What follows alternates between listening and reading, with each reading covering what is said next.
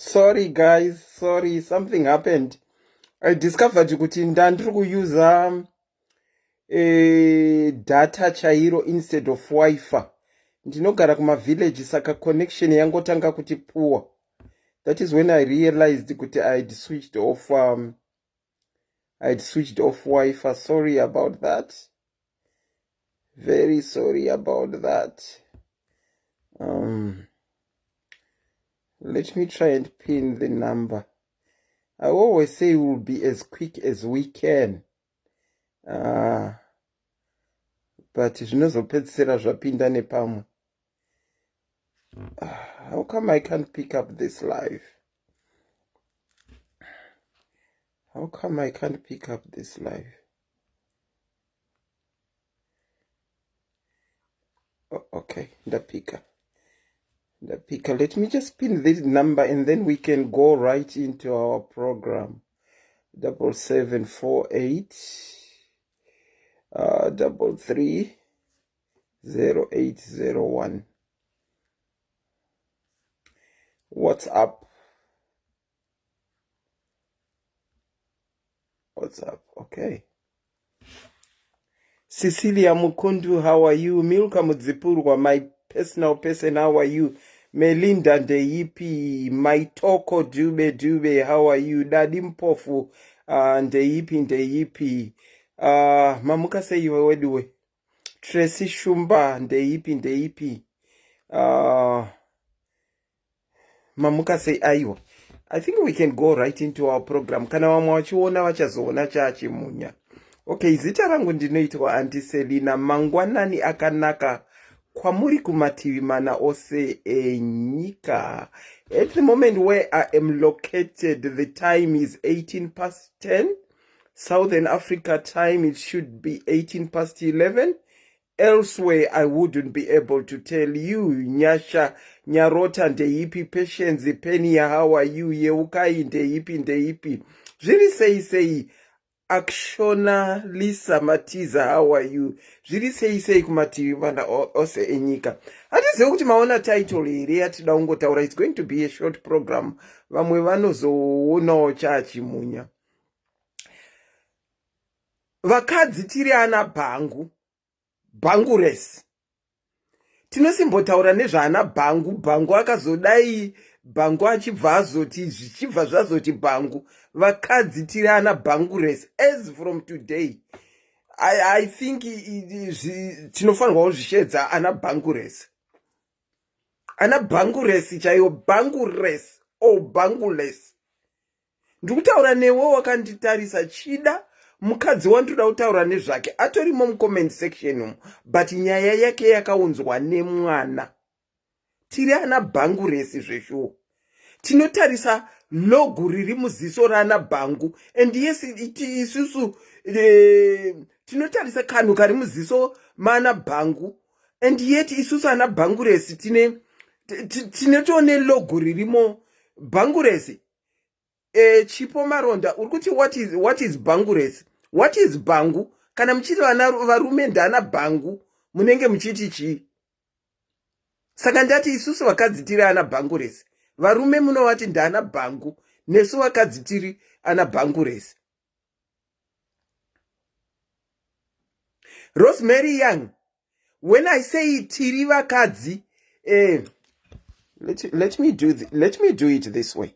Rosemary Moyo Yanga, when I say vakadzi, including me, I don't mean all of us. It's just a terminology that you use. It's some of us. But ndati vakadzi, handina kuti mukadzi, ndikayuza mukadzi ndiri kuyuza singular. Saka ndiri kuyuza vakadzi.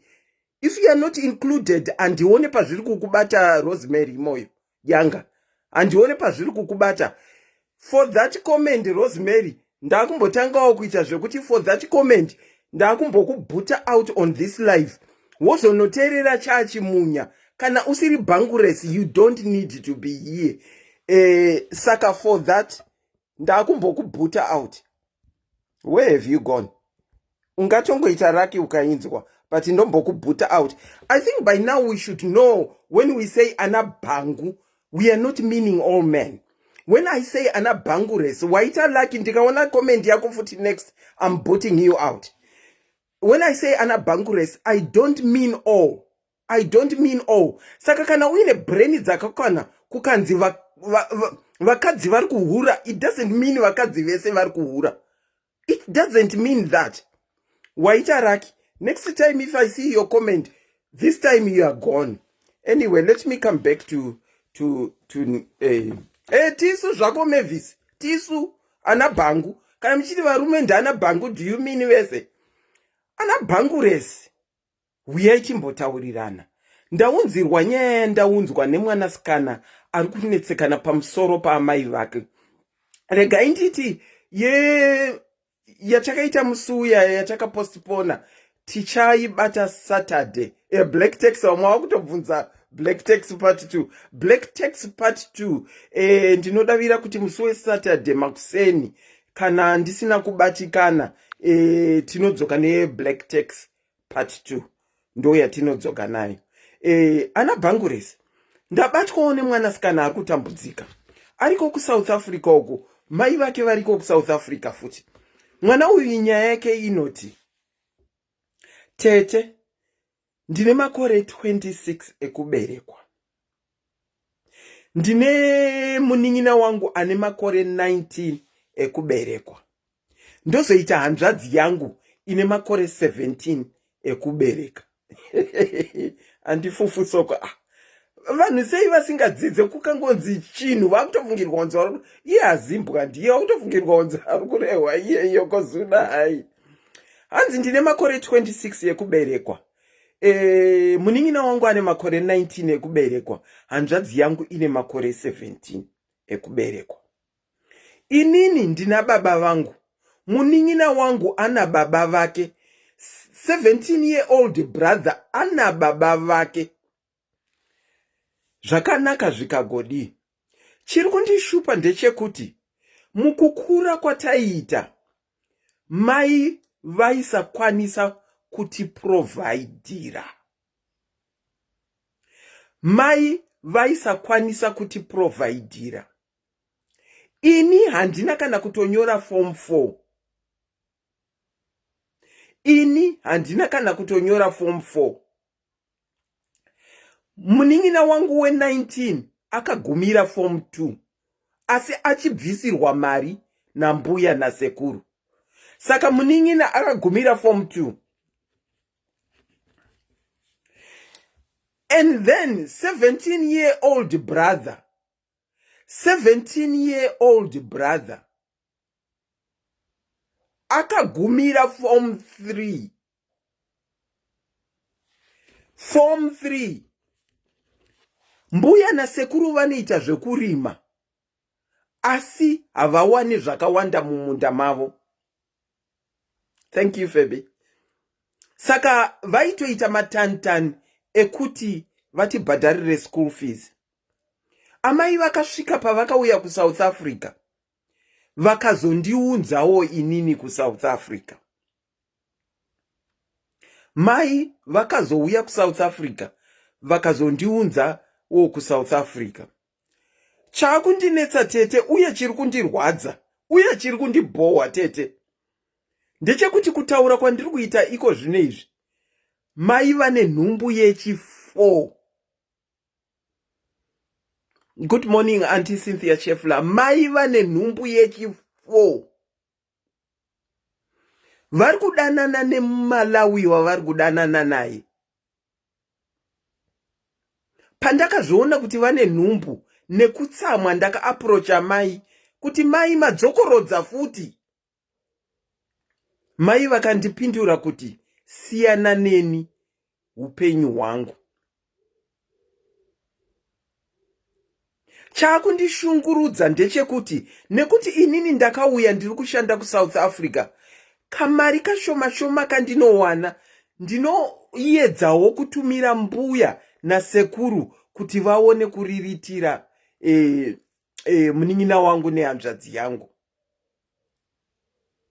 Mamiriro aita South Africa ndekuti tamira negumbo rimwe chete. Mai zvavane nhumbu zvinoreva kuti vacharegera basa. Murume wavari kudanana naye muMarawi, uyo anongogona kuvatiza akadzokera kumusha kwavo. Saka andiSelina ndiri kurwadziwa uye ndiri kutambura.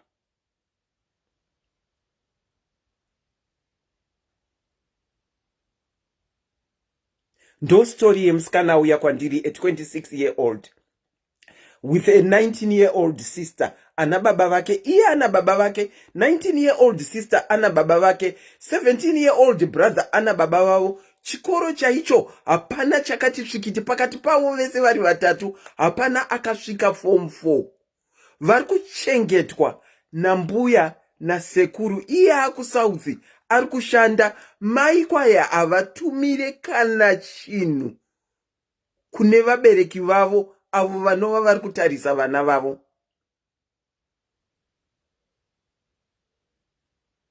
Iko zvino vane mimba yechi4. Vanoti uyu wake, uyu wake, uyu wake baba, uyu wake, uyu achanga ane wake baba. Vakatizwa ipapa pakadzokera kuMarawi kana kumuloketa kuti baba va uyu ndiani, vanotogona kutadza kuzviziva. Ndo story yemusikana uyu. But tichitaura story yemusikana uyu, ndiri kutaurira vakawanda kuti weduwe tinogara tichizvitaura. Weduwe is relationship equals child to seal the deal. Ndizvo here?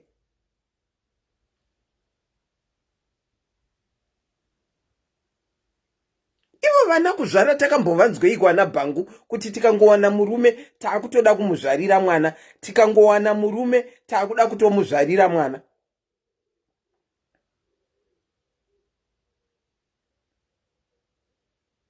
Ndosaka ndiri kuti vakadzi tiri anaBanguress.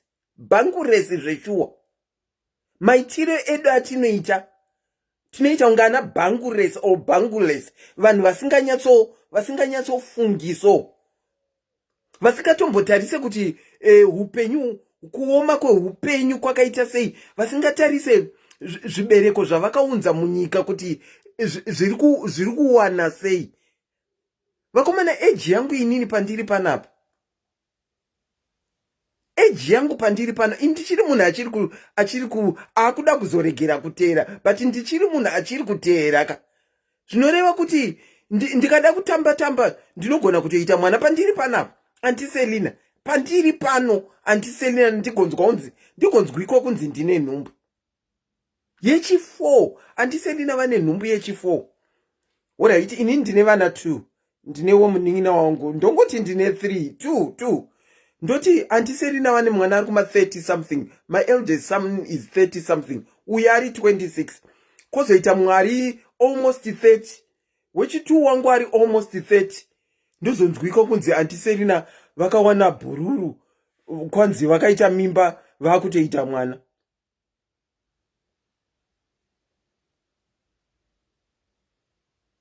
Milka, I know. Milka, I know your story very well. Vakadzi tiri anaBanguress chaivo. Vakadzi tiri kuita hunhu hwechiBanguress. Asi tinoda kutarisa kamuti kari muziso raBhangu. Vana vese ava vari 3. Hapana kana 1 anoziva kumusha kwavo, vese vari vatatu. Hapana kana 1 according to her anoziva kana lead yekuziva kuti ava ndiwo baba vangu, kana kuti ndinonanga ndakadai, kana kukazoita zvechivanhu zvinondinetsa ndinonanga ndakadai ndichienda kumusha kwedu. Hapana kana pautatu hwavo anoziva baba vake.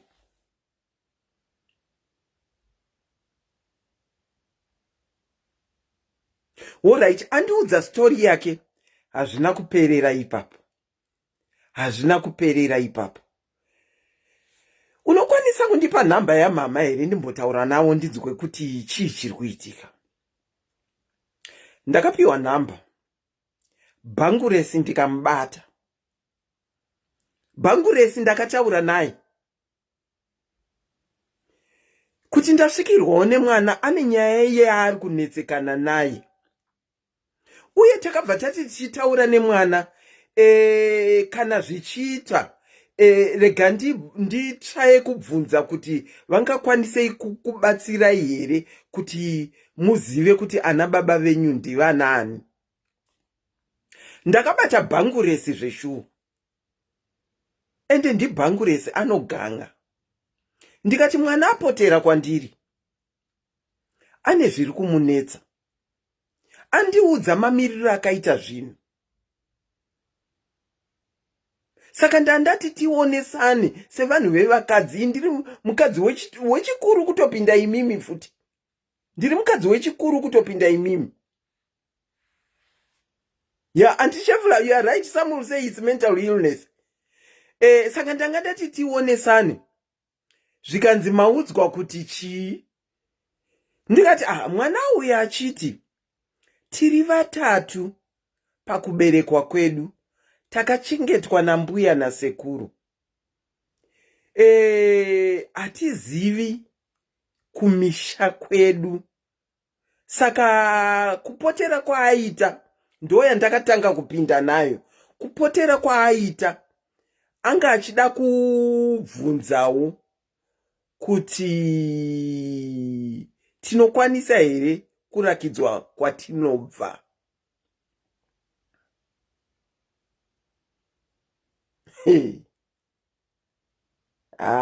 Anza yandakapiwa inosiririsa. Bhanguresi akati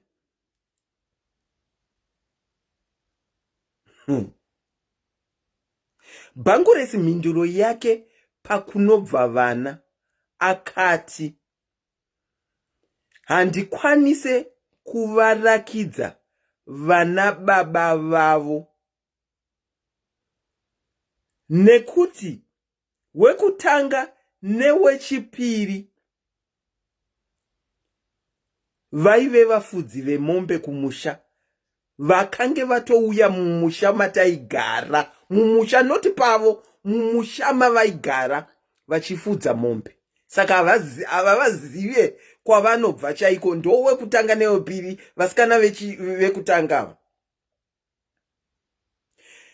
Wechitatu vanoti ndewa headmaster wepachikoro chaive padhuze nekwavaigara kumusha, asi havazive kuti akatransferiwa akaenda kupi.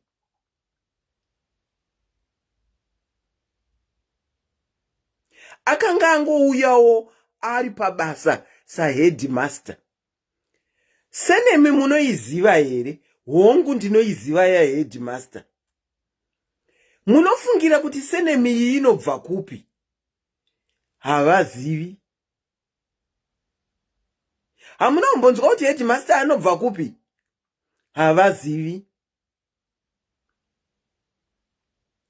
Ndokuchizopinda mune iyo iyi. Ndikati muri kumboitei kuSouth? Zvikanzi ndiri kushanda mumabasa emudzimba seari kushanda vamwe. Magariro enyu akamira sei? Ndiri kungogarawo zvinogara zvichiita vamwe. Ndikati munoziva tiri vanhu venyama. Mukugara umwo unenge uchida kutsvaga waunowadzana naye, uchifara naye. Kwenyu kumateritori zviriko here iko? Munayewo muinaye? Ndopawakatanga kuchiwaridza nyaya yavo. Vakati ndinaye wandinaye wekuMalawi. Vega pari zvino izvozvi ndakatozvitakura. Saka ine handina kuzotaura kuti mwana andiudza kuti makazvitakura, nekuti vakazvitaura vega kuti vari kuwadzana nemurume wekuMalawi. Uye pari zvino vakazvitakura nemwana wechi4. Ndikati zvamakazvitakura izvi, how far are you gone? Muri June. Vari June muna November. Vari June muna November.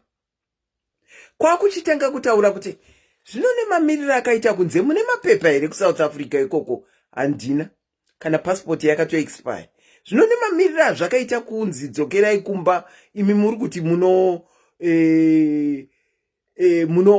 ningirikira muri June muna November muchazvifambisa sei zvikanzi tinongoendawo kuMalawi kwemurume tinongoendawo kuMalawi kwemurume ndozvavakataura zvinoreva kuti pfungwa dzavo iko zvino dzatochundi kuti kana zvachata vakunanga Malawi ava vana vatatu ava remember ndati ari 26 ndiye ari kuriritira vamwe ari kutumira sekuru nambuya kamari ivo yavo hapana chairi kuita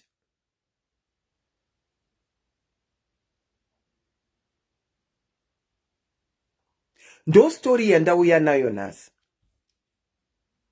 asi mukuunza stori iyi kai vakadzi vazhinji vatinoisa mustori iyi vana Banguress hobho pau 600 wedu pana anaBanguress hobho vakatongofananawo naamai ava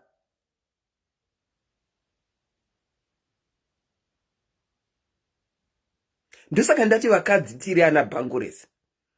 In as much as we don't want to be called names, tichikola varume names, tiri anaBanguress. Vekuti age yangu vadiki mbichana, age yangu inini, ndinowanikwa ndakunzi, antiselina vaita shamwaria ya vaita, varikunzi, vane nhumbu varikuita mwana. Remember ndati ndichiri kuteera ini. Saka ma possibilities ekuti ndinogona kuita mwana aripo stereki. 4. Uyu wake, ne ari kuuya ndigokutengera chingoto. 4.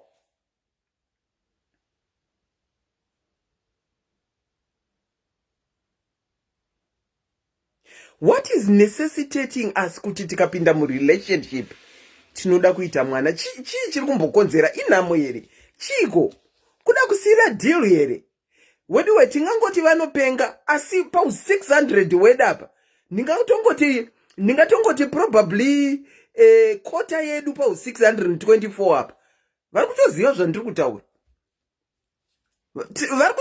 kutaura but we just don't want to admit just because it's someone else's story. Tinongoti anopenga, mental illness, bango anopenga, ari senseless. But zvirikuitika. Ngachionesane iweduwe. The number that you can call, handina kuisa number. The number that you can call is let me pin the number. Timboonesana kuti chiri kumbonyonetsa kuti tingoita tiite zuu yakarehwa nemurume uya. Moti kana murume akutaura kuti ndakakuona uine zuu rako, moti ari kutsvinya. 330801. Okay, let me pin the number.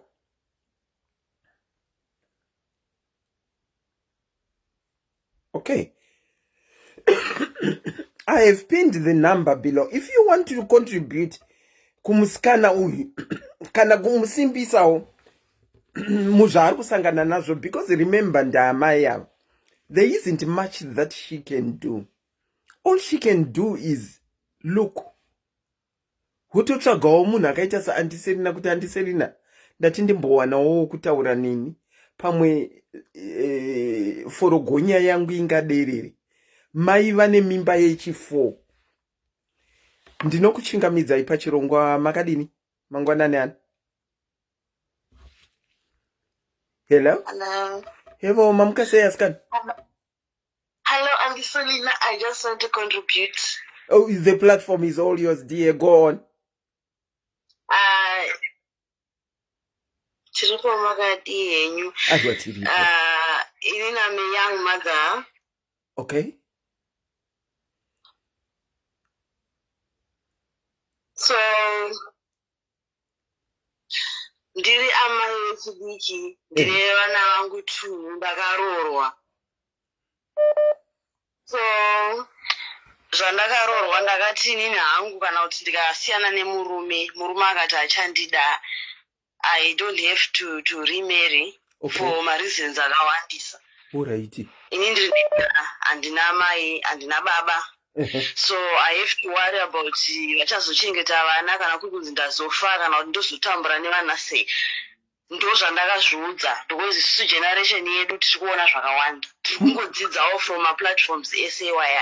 Okay. Antimukona. So ava mai ava inini hangu I think vana ava ndevemumhuri imomo vakamitiswa mumhuri. Hatingambodi kunyepera vafudzi vemombe kuti munhu akauya akazodai. That's the reason why vasiri kutaura kuti vana baba ndevapi. Mati vana ndevekupi? Ndevemumhuri imo musha kwamai vavo ikoko vanenge vakararwa either nehama kana kuti vanhu vari married vemunharaunda iyoyo vekuti vanonyadzisa kutaura kuti ndo baba vevana. Kuti kudaro? Because isusu tine kumusha tine vafudzi vemombe pavanouya kuzoaplya mabasa tinotora madetails. Handisi vangu kuti kumusha kwavo kwakaita sei because unotoziva kuti mukomana wako anobva kumasvingo kwakati kana kuti ndewe kwafamily yakati nemuchitoziva. Hamungangotoreka mukomana wemombe anouya munharaunda musingazivi kuti anobvepi. Ndinodavira kuti makore ndichitarisa makore ake 26 zvaiitika zvekuti vanhu vanongofamba vachiti tiri kutsvagawo basa vanhu vachingotorwa. It's nowadays where we are looking at risks of kungotora munhu wausingazive. Taane kadzidzo iko zvino kekuti haungohwapura munhu wausingazive uchingotora, but back then uye ukanyatsotarisisa back then kudhara ikoko zvainetsa kuti zvinonzi mukomana womombe akafira mumusha umu asi havazive kuti anobvepi. Saka I think at one time zvaiitika. Yeah, but still kuna headmaster uko marecords I think anowanikwa kuchikoro vakada zvavo kuenda kana kuministry of education kunobvunza kuti gore rakati pachikoro chakati headmaster vaivepo information inowanikwa vakada kutsvaga. True. Yeah, so ina anchingoti hangu inini ndiri young mother ndakaona hangu kuti vakadzi vakawanda vari kuroorwa vari kuita kana kuti remarry kana kuti vanofunga kuti kuroorwa woitira munhu mwana will guarantee you a happy life. So munhu anongoti kupinda relationship nekutoita nhumbu and then vana unongozadza mitupo moyo vanonzani vana gumbo vana mukanya vana vanonza vana madhure vese vane mitupo yakasiyana. Okay. Kuti vana kuti havazive vana baba like vachada kuroorwa and then havazivi vanobva kupi. Pachaita maproblems eculture kana kuti zvimwe zvizoda hama dzepadhuze. It's like a case generation yawaunza panyika nekuda kwo careless. Okay, can I ask if you don't mind, how old are you? I'm 30. Saka muri kuti mukaita mumwe munhu wamunoroorwa naye hamunhingirikire hamuconsider zvekuita vana vamuinavo vavirivo? Inini my case like I said earlier, inini I took a decision yekuti kana ndiri kunzi ndasiyana nemurume wangu handisi kuroorwa futi because ndine mwana musikana. Ndakaona I'm a victim of abuse, so handidi kuti what I went through zvigoenda pane mwana wangu musikana. Okay. Saka inini to me I will not, maybe I will have a boyfriend, maybe tinosangana somewhere else, but for marriage zvezvatovhara. Okay, I get your reasoning nezvamapinza zvamataura kuti you don't want your child to face what you face. Yeah. I get you. But mauya nepoint yekuti chida vana ndeve paukama ipapo asi hazvingataurike. That's a point to think about. Yeah, sure, because inini ndakazvarwa hatina kuzvarwa kudhara zvekudaro zvenguva zvamanga muchitaura. But inini I believe kuti nedzimwe mastories atinomboona zvatinombonzwa kuti munhu akazokura akazonotsvaga ega hama dzababa vake akadziwana, there is a trace. I mean nyangwe vakadzidiwa kumalawi baba vacho kana mwana angoda kuti azikanwe kwaakabva baba vacho vanowanika. as long as kana iwo kudhara kwazvakaitika but vakada kunyatsodhiga chaiko chaiko vanowana baba vana baba variko. It's not like ndeve veimwe nyika mati vanga vari vafudzi vemombe ndeve kuZimbabwe vanowanika. All right. Ndinotenda. Thank you so much for your contribution, Kola. Okay, bye. Moswera zvakanaka tatenda. Ndinokuchingamidza pachirongwa mangwanani ano makadini. Hello. Australia fe makadini. Tripo makadiwo. Tripo. Ini nangu ndoda kubata pekuti mai vaita nhumbu mwanani 26, right? My mom did the same when I was 27. Okay, Mati, mai venyu vakaita the same when you were 27. Takambobatikana. All right. Sorry, hold on. Number is pinned below. Number is pinned below. Makambobatikana. Yes. And but ukazowa no counseling nevango, because at the end of the day mind and she's an individual. Vane upenyu hwavo and she can choose life yavanoda kurarama. So what we did, me and my siblings, we supported our mother. When you say you and your siblings, are you implying kuti imimi futi mune sort of same story yekuti imimi muna baba venyava vana baba okana kuti muna baba one mese? No, atina baba one. Hamuna baba one. Yes. Okay, all right. Yeah. So, yeah, Sakam, Takasongo, it has sit down. Let's just support her because Takatozongo it was too late, and we supported. Now, Kabrata Kedu, Tunokada Shokudashia, Tukutochengita. Oh, that's nice. My Takaswa Trangira Musha. Okay. Now, Wakusiwa. Upenyu wakamira so sometimes nokunango fads wane kuva neglecta and sometimes inenge ichitori mental health chaiyo yavanenge vachitosafu vachikura and kusaziva kuti upenyu wakamira sei. Saka I think kungozvigamuchira and move on and being positive because mwana ari kuzvarwa hapana chaanoziva. Very true. And vakangoda kurapa vachiteverana nevanhu vanenge vavapa vana. You know, at the end of the day, mwana anongozvarwawo nechinhu chakasiyana nechemumwe regardless kuti ana baba varipo vanozikanwa kana havazikanwa. Saka and in our family we are a testimony yekuti we grew up that way. Zvakaoma zvakadaro. Okay. We managed to be who we are today. Thank God. And saka regardless of the background, ndoda ngoti munin'ina wangu pick up the pieces and move forward. Zvakatoitika. Baba kana vachizowanika vanowanika, kana vasingawanike isusu hatina kutozombowawana because mindura yengonzi ndaitsvaga sipo. So tsvaga sipo unotangira papi.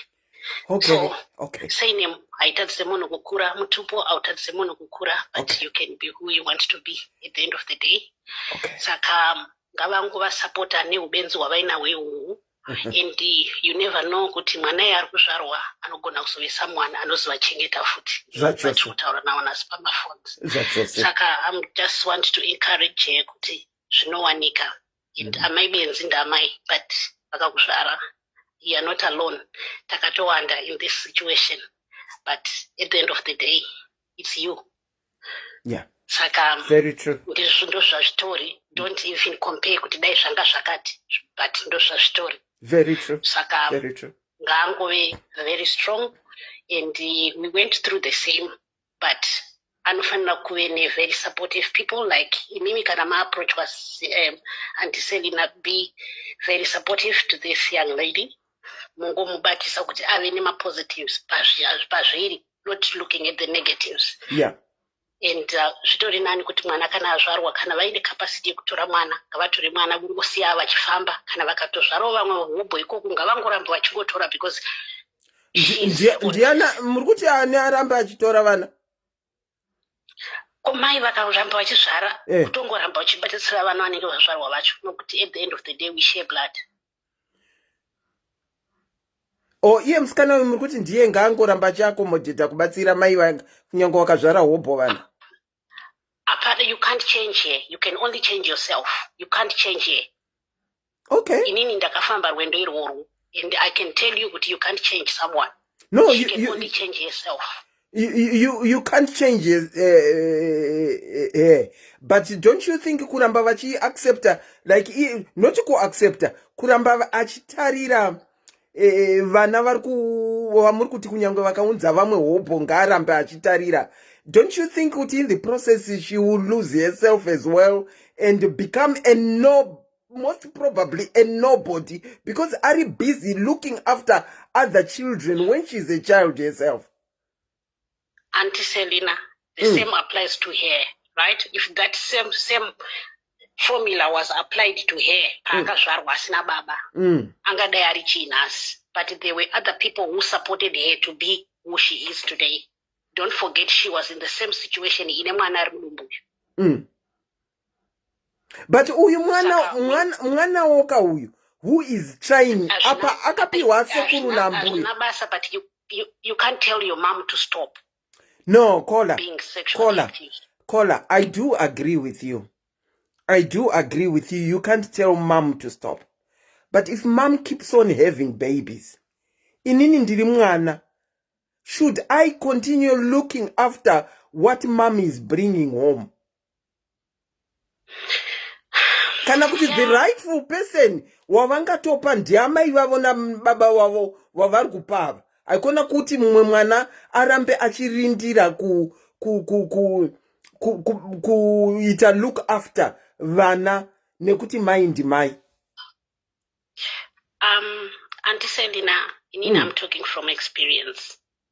Right? And vamunenge muchiti mai avarambe vachipiwa ndo the same mbuya vakatirera isusu. And I wouldn't want my grandmother to go through vachichengeta vana vamai vangu ini ndiripo. Okay. Ndo mafungiro enyu. But inini strictly speaking, I would reach a point whereby I cut off. Because I have got a life as well. Because if she is not careful, akaramba achifola kuti arikushanda ku South Africa mudzimba, achingoriritira vana vari kunzwa naamai, upenyu hwake huchazovei. God will provide. She needs to pray hard about it. Vanochinja. Isusu vedu vakachinja. She just needs to pray. Vanochinja. Saka wedwe angangonamata chete and then things just happen. Because prayer without works, let's remember, prayer without works is dead. Anotoramba achitonida kushanda hard. That is the works. And pray. Yeah, but the organ, shandiswa paka, we can't saw it kuti isavurike, That's we can't stop it. No, I totally do agree with you. We can't stop it. But this mwana uyu can stop it. She can punish the mother, but she can't punish the child. Okay. Saka imi maitarira vana vangani? If I might ask, makatarira vana vamama vangani? 2. Vanga vane mami ne difference ye age yakadii kumashuro. With me, the last one didn't difference 20 years. Okay, mune difference 20 years. Yeah. There is a 20-year gap, which meant kuti makaenda kuchikoro chenyu mukapedza. Am I correct? Yeah. Mukaita kakosi kenyu mukapedza. Am I correct? Yeah, but remember, this mother was absent all this time. She was absent.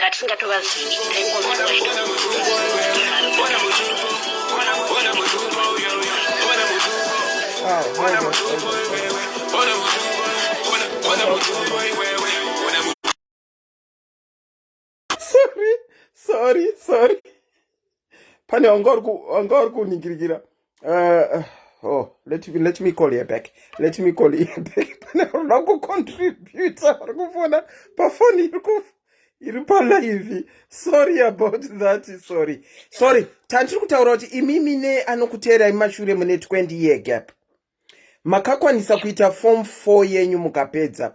Mukaita kakosi kenyu mukapedza. Mukatanga kuita mukatanga kuenda kubasa. Am I correct in saying that? Yes. Okay. See, Ninika, this lady, my want to my I do get you. I do. So takatokura tisingavazivi. I get you.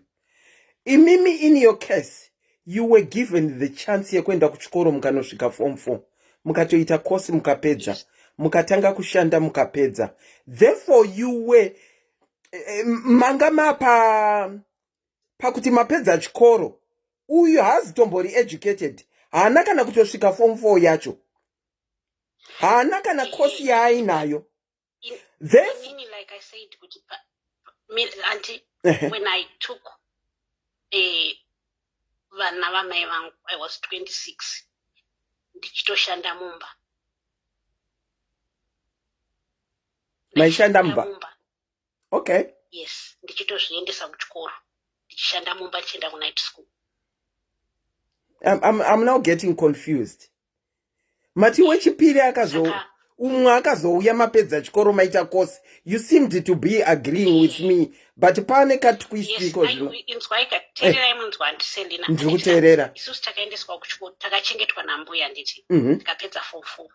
Tapedza form 4. Tikatsvaga mabasa emumba. Nditika tikaenda tsvaga mabasa emumba.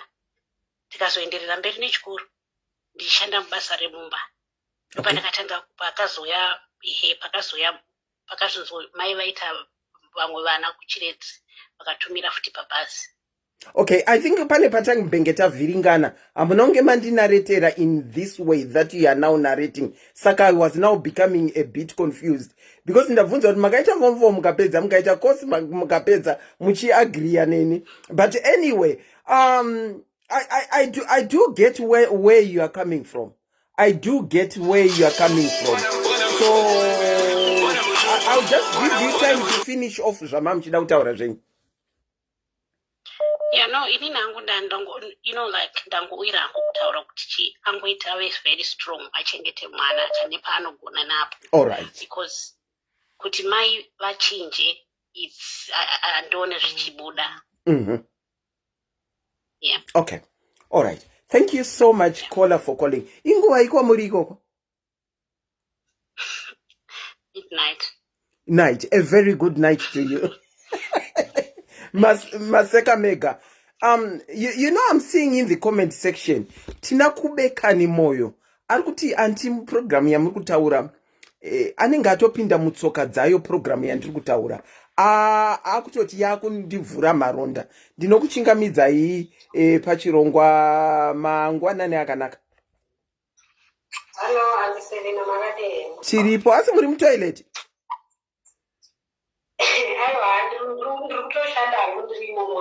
Muri kushanda muri mutoilet. Munoziva kuti zvinonzwika kana munhu ari mutoilet?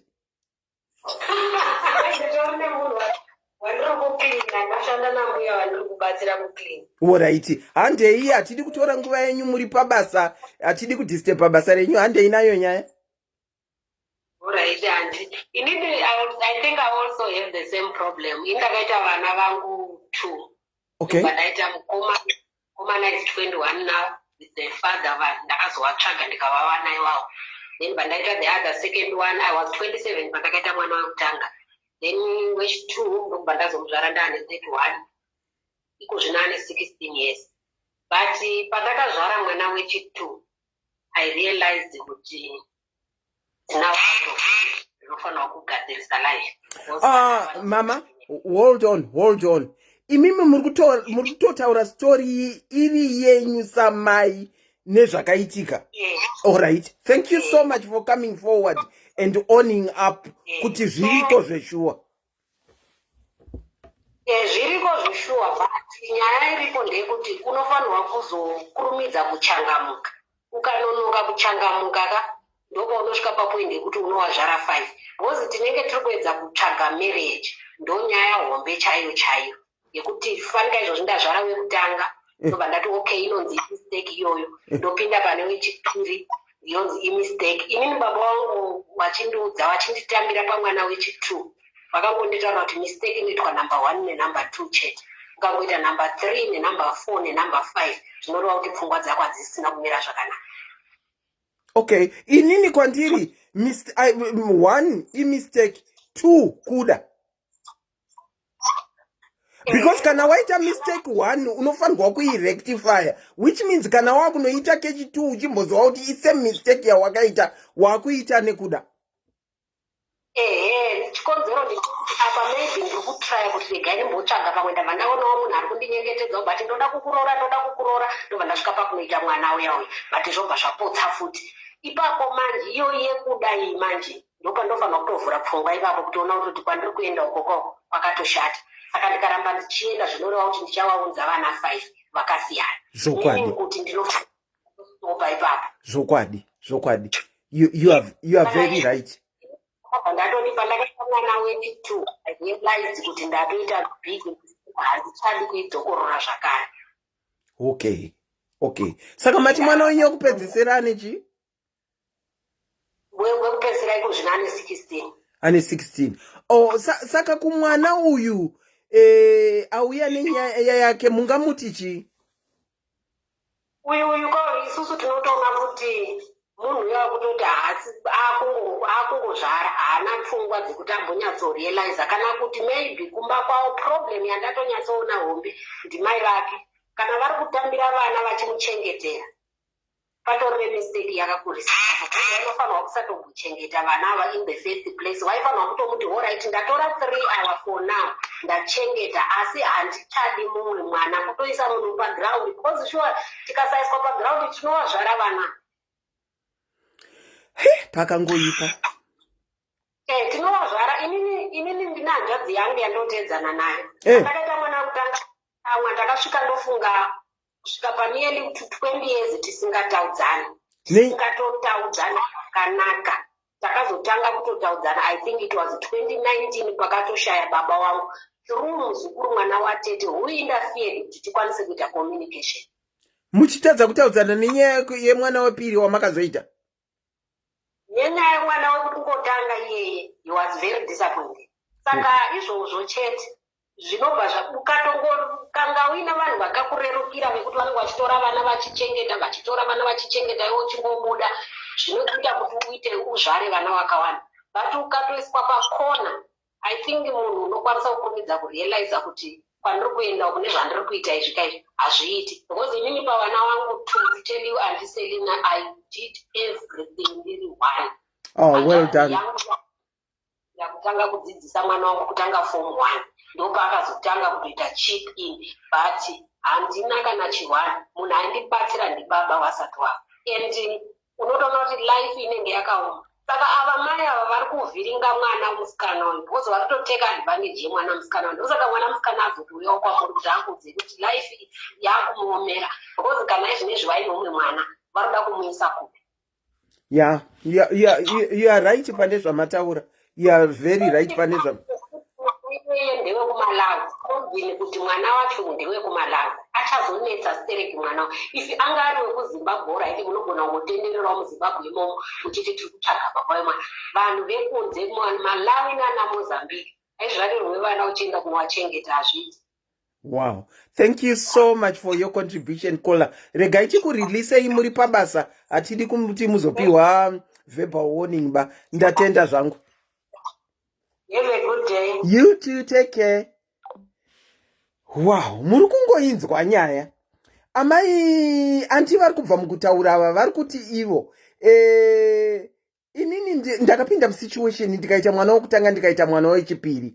But nhamo yacho ndeyekuti kwaunoendesa vana vachitora kana vachitora unotoona kunge zviri right zvekuti zvinokupa imwe passport yekuti uite mwana. And I think she's right in saying that. Kuti zvinokupa rega ndiritene macalls. Zvinokupa passport yekuti utowedzera kuita vana nekuti uneko kuenda. Let me take you back ku story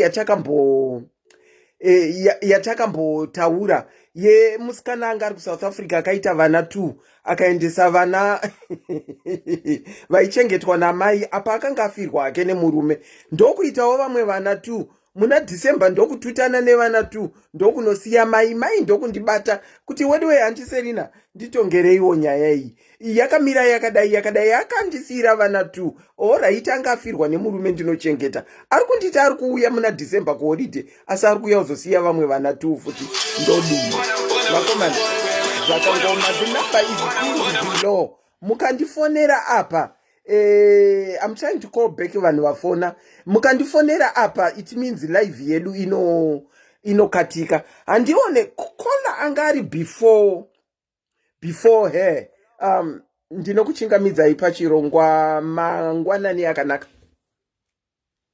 mangwanani mamukasei tamuka mamuka sei tamuka inini ndoda kungoya ndichitaura naDiaries zvinhu zvidiki zvandangoudza umwe vana vari mucomment section hatirambidzi kuti itwai munoitwa chaizvo muitwe asi pakuitwa apa shandisai protection nokuti munoeka kufarisa kamunomboita kekuti kana maitwa munobva mada kutenda varume ava nemwana hamungaiti zvokuti kungodai so wotenda masini kungodai wotenda masini kungadai wotenda masini nemwana hatiti saizvozvo hautende murume nekumupa mwana please saka ngavaite tivhure makumbo titi zvatinoda kuita chaizvo asi munhu ngaanobayiwa dhepa munhu ngaanomwa mapiritsi munhu ngaashandise makondomu zvichinda zvakadaro ende kuna sisi vataura mama vataura tanzi mai havaudzwe kuti mai maakunyanyisa kuita bonde kana vakungoramba vachita bonde rekuzvara vana vachiya navo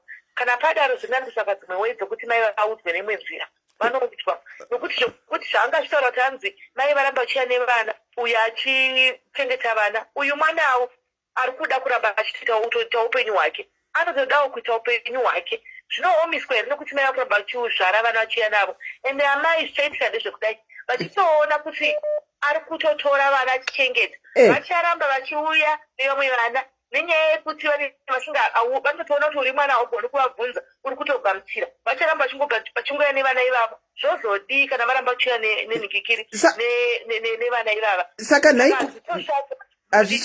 mai ava uri mubereki kana zviri nani kuta off kuna mai vacho kune vakaita cut off madzimai vakawanda chaizvo vari kungozvakakamira zviri pisiku vamwe vaitoroiwa nemadzimai avo vamwe vaitsvanga nezvakawanda havangarapi vachingozvara vana chiva ndodo pamwana saka iye ozorora mapenyu wake neni mwana ucho saka apa ndimana mumba naikola vachingonotutunura vana kunge vari kuita vanoiswa kumaketi vana havaiswi kumaketi vasikana kuzvara kwakanaka asi zvara uine stability zvakanaka asi ziva namba yekuzvara kola kuti kungoramba uchingozvarira jeki najiri najo kuti avasotedi biscuits vana vanenge vachingoiwa navo vana vachingouya uchingosiya vana kuzvara kuta chimbudzi takazvara navana kuzara chimbuzi nevana kana ndimi wenyu teteselina zvinonyatsoitawo kana nemi muri kunyatsozoona zvinoita kola mati mai vanotsvagwa wei yekuudzwa nayo nemazvariro avari kuita kunge mbudzi murimi mungavaudze sei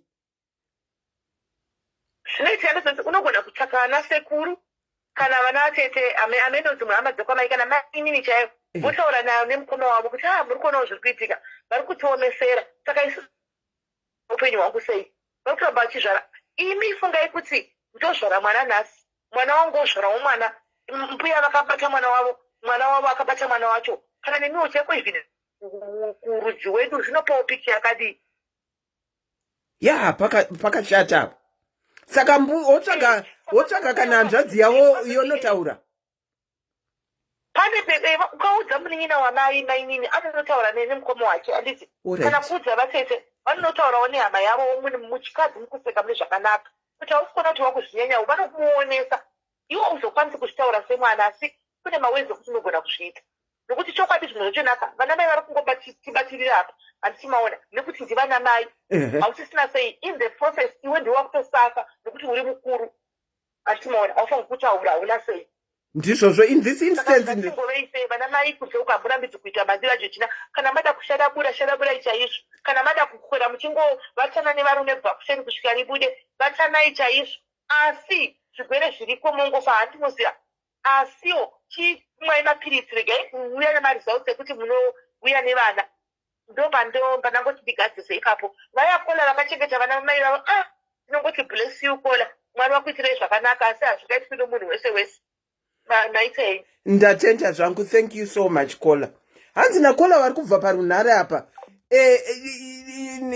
nakidzwa hysteriki asi haikona kuti nhasi una jiri wamunzira mwana mangwana una jeki wamunzira mwana mangwana una togarepi wamunzira mwana uye vari kuti ivo kola tsvaga munin'ina wamai kana tete kana hanzvadzi yamai uyedze kuvaudza kuti vanosvitsa shoko kupi kuvoita kunge ivo ndo vari kutaura kuhama yavo iyi saka pakaipa kora vari mhasha kora yavo yanga iri yekuti bayiwai jadhero imwai mapiritsi shandisai mapepa idyai switi dzenyu dziri mumapepa zvino nhai ndigotora switi chaiyo ndigoiswa mupepa zvinonakidza. Ndinokuchingamidzai pachirongwa kola mamuka sei kwamuri ikoko handizoti nguva iyi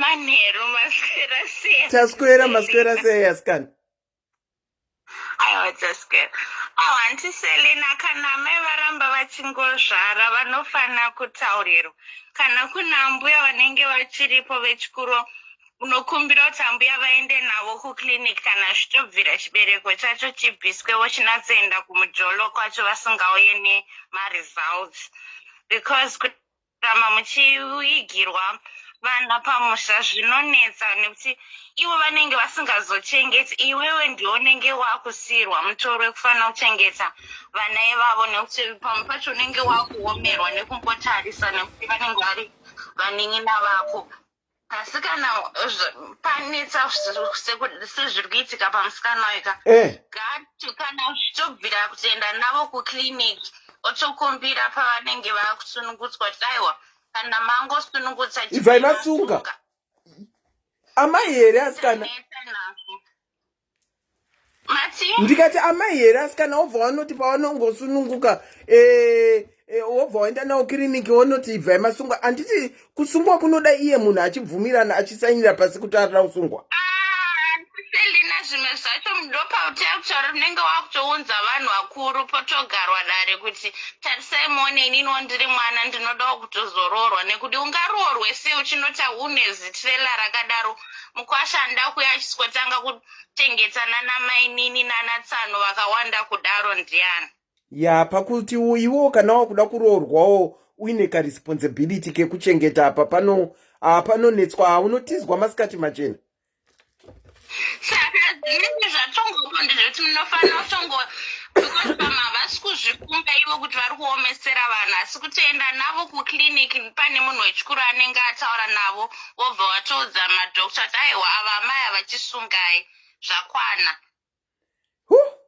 rega tigonzigwa kuti anoti chiitika muti uko kana vakuzvara ukaenda navo kuti vanosungwa regai tigonzwa kuti kumbira kana mbuya vake kana naatete wana sekuru voenda naye because ivo vanogona kufila as if adisrespect amai asi vakaperekedzwa pane umwe munhu mukuru anenge aita mediate matalks iwayo avaonesawo kuti zvavari kuita hazvina kunasomira mushende hazvina chimiro chakanaka kana vasiri kuzochengeta vana vavanenge vazvara. Okay, saka muri kubvumirana nalast call ati ngaatsvage vechikuru vataurirwe kuti kazvariro kavo kazvariroi sawira chaiwe kana mbuya vasawira anogona kutotumwa kunzi auye ataure obva vatoperekedza kumeka sure kuti vasungwa zvisiri zvekumbofungidzira.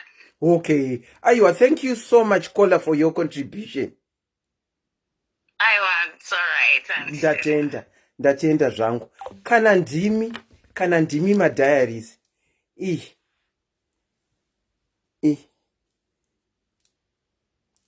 Andiri mukuiona switi iri pai?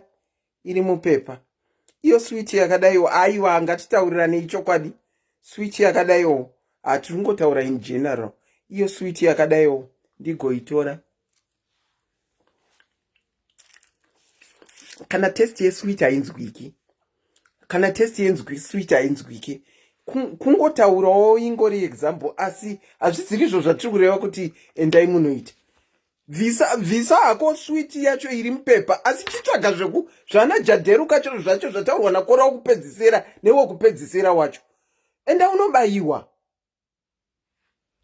unobayiwa jekiseni.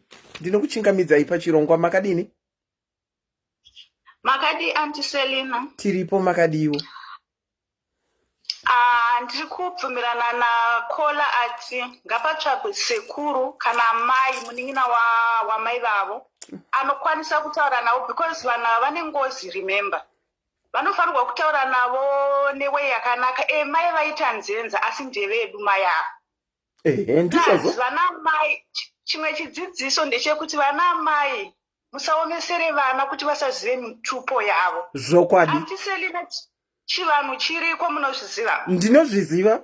Ine nangu ndiri married, ndine vakomana, vana vakomana vangu 2. Alright. Murume wangu akakukira kumusha kwamai, asi zvinonzi vatezvara vangu vanga vakaroora. Saka handina wekubvunza nawo kuti sei kana vatezvara vangu vanga vakaroora vari pamwe naamai, nei amwene vangu vasina kuzoenda kupi? Kumusha kwemurume wavo. Okay. Saka murume wangu kurira kumusha kwakazvarwa amai vake. Okay. Saka iko zvinezvi ndaa 39. Saka ndakaroorwa ndiri 21. Alright. So pana ndane 42 atezvara sekuru ndakaenda kumusha kwamai, kunova ndokunonzi nemurume kumusha kwavo. Okay. Sekuru vakabva vandinongedzera pekuvaka, vakati muzukuru waita wauya apo pauchazovakapo. Ndikati kwete sekuru, kurudzirai vazukuru venyu vaende kumusha kune rukuvhute rwavo, because iko zvinezviona sekuru ndakazvara vana vangu vakomana. Kola, wo. Manga muri muroorwi mumusha? Yes. Ndirangofamba nemi. Makange makaroorwa mukanopinda mumusha mevanhu. Mamakaziva kuti murume wenyu haaziwepo, ari kuchengetwa nasekuru amai vababa, ndizvo? Exactly. Mukasvika mukapiwa pekugara nasekuru, ndizvo? Aiwa, havana kundipa as such, vakandinongedzera pekuvaka. Pekuvaka, vakakupa, tochingoti ndokupiwa pekugara. Noti pekugara kugara, but kukunongedzera kuti apo ndopamuchavaka, ndopekugara pamaizogara, ndizvo? Exactly. Imimi mva machena around mukati chii kuna baba vemurume? Kwati ndisekuru hanzvadzi yemurume, hanzvadzi yamwene vangu. Sekuru, kuna sekuru hanzvadzi yemurume mukati chii? Ndikati sekuru, vana ava vane kumusha. Ndakanzwa kuti imimi hanzvadzi yanga yakaroorwa kureva vatete hanzvadzi yenyu imimi sekuru. Ko hazviite here sekuru kuti vana ava sezvo vari vana vakomana vaende kumusha kwavo, vanokurirawo mudzinza ravo. Iko zvinoonai sekuru, ndakazvara vana vakomana 2. Vachavakepi kana ndavaka mumusha maamwene? Mandinzwisisa anti? Ndanzwisisa. Ndapanzwisisa stereki. Saka ndiri kungoti kuna ana mama vese, musaite unzenza hwekuti vana vatadze kuziva dzinde ravo. Okay. Mwana taurei chokwadi kuti mwana uyu akamitiswa nanhingi, kana iri mhosva inoripwa. Pane kuti vana, iko zvinezvi pane nyaya yamuri kutaura anti, pamwe pane vana vakomana. So vana ava vasi kutoziva mitupo yavo. Wokupedzisira uyo akatakurwa hatizivi. Wokupedzisira uyo ari 17 mukomana. Handisi muri kuona, haazivi mutupo wake mwana uyu. Saka pane nyaya yakamboitika, ndichangoroorwa inini. Shamwari yangu akauya kumba kwangu achichema, achiti maidhani, ndasingazive kuti cousin sister yangu mwana wadhedhi vangu. Munin'ina wamai vake akamitiswa nadhedhi vake. Mainini vakamitiswa nadhedhi vavo. Okay, mainini vakuda kufa.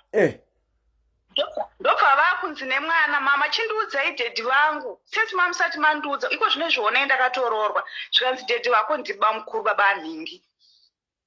saka zvakangooma. Saka chidzidziso chandinacho andi kuti vana ngavazive misha yavo, ngavazive mitupo yavo. Amai havainzenza asi mai ndimai.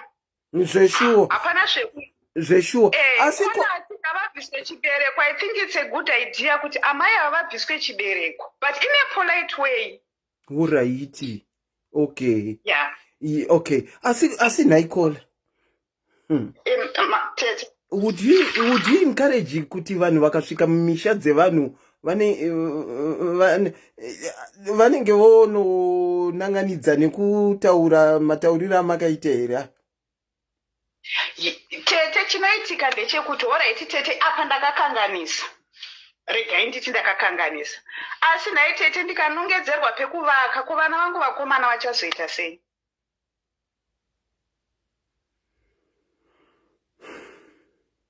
Pane way yekuita kuti zviite. Ndaifanirwa kuita sei nhai tete? Sekuru vanga vari kutorwara ava vakatoshaya. Sekuru vanga vari kurwara, maifanirwa kudzokera kune vekwenyu, tete vekwenyu, kuti tete ndonyaya iripo.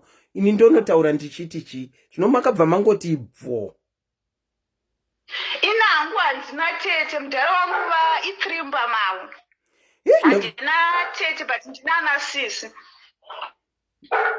Maibvunza anasisi nekuti kana uchipinda mumusha mevanhu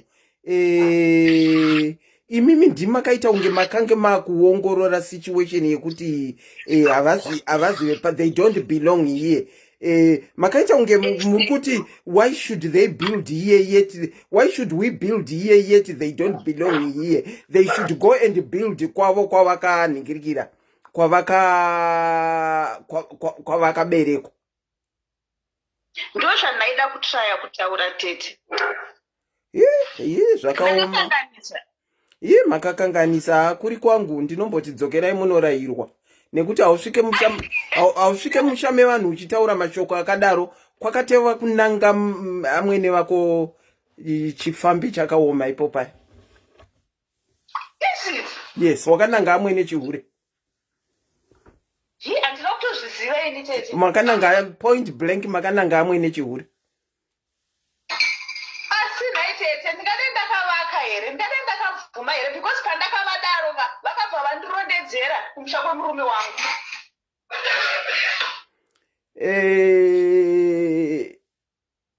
And I wanna imimi muri the rightful person to be doing it. You should have taken time to speak to your husband before you said it.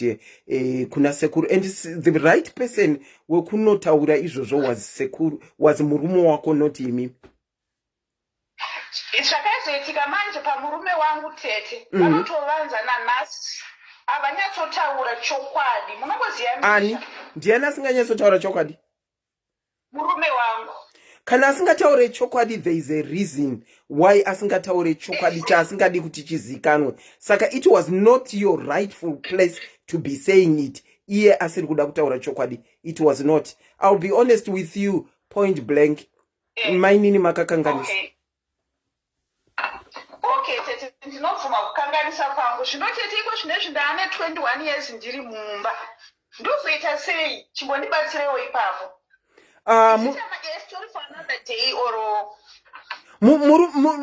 Since yakataurika, pana anombotaura nezvayo here, kana kuti murume wako anombotaura nezvayo? No, pandakataura izvozvo ndopavakandirondedzera vakati kumusha kwemurume wako ndekwakati muzukuru, zvekuti kana wadaro waita pfungwa yakanaka munokwanisa kunovaka mumusha mani vatezvara vako. Asi kavatezvara vako havanonge vazofira mumusha. Ndakatozonzwa nyaya dzakawanda, havanonge vazofira mumusha umu. Kunyangwe ari hanzvadzi yamai, you were supposed to discuss it with your husband first. And knowing kuti husband yako haitodi kutaura nezvazvo, it means a lot. So ndandiri supposed kupinda mumusha umu mana sekuru ndovakira imomo? Handisi kuti wanga uri supposed kupinda wovaka. Ndati ungadai wakaregera murume wako akanotaura ariye kana aibvumirana nazvo. But kusabvumirana nazvo kwake mataura kunoreva zvakawanda kuti aida kuvakira mumusha imo. Zvechokwadi aitoda kuvakira mumusha mamai vake. Saka kana aida kuvakira mumusha mamai vake zvaireva kuti iwewe semuroorwa maifanirwa kuvakira mumusha mamai vake kunova kwaakakurira. Iye aive nereason pamwe yaasina kukuudzira kuti handidi kunovakira kwa baba vangu nekuti. Saka makavaka kwa amai here? Handina, ndakangovaka muHarare chete. Alright, hamuna kuzovaka nekuti murume saka akaramba both ways, kuvaka kumusha nekunovaka kwa baba wake akaramba. Aiwa, kwa baba wake iye anonditiza achiti ari kune varoi. Ndikati hakuna musha usina varoi ta.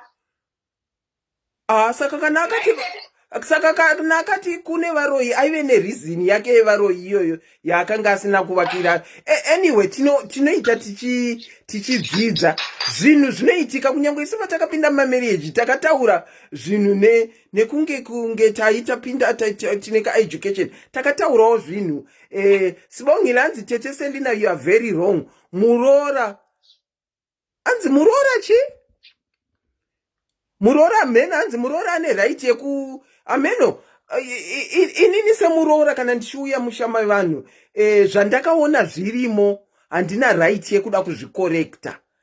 Kana ivo vari kutadza sorry, mazviita tete. Wadaiti ndavakira mumba mumusha maamwene vangu. Ko vana vangu vakomana tete vanoendepi? That's my point. Vakomana vaviri vanoendepi? But murume wako haasi kuda kuti vaende kumusha kwake. Murume wako haasi kuda kuti vaende kumusha kwake. Saka who are you to take them ikoko?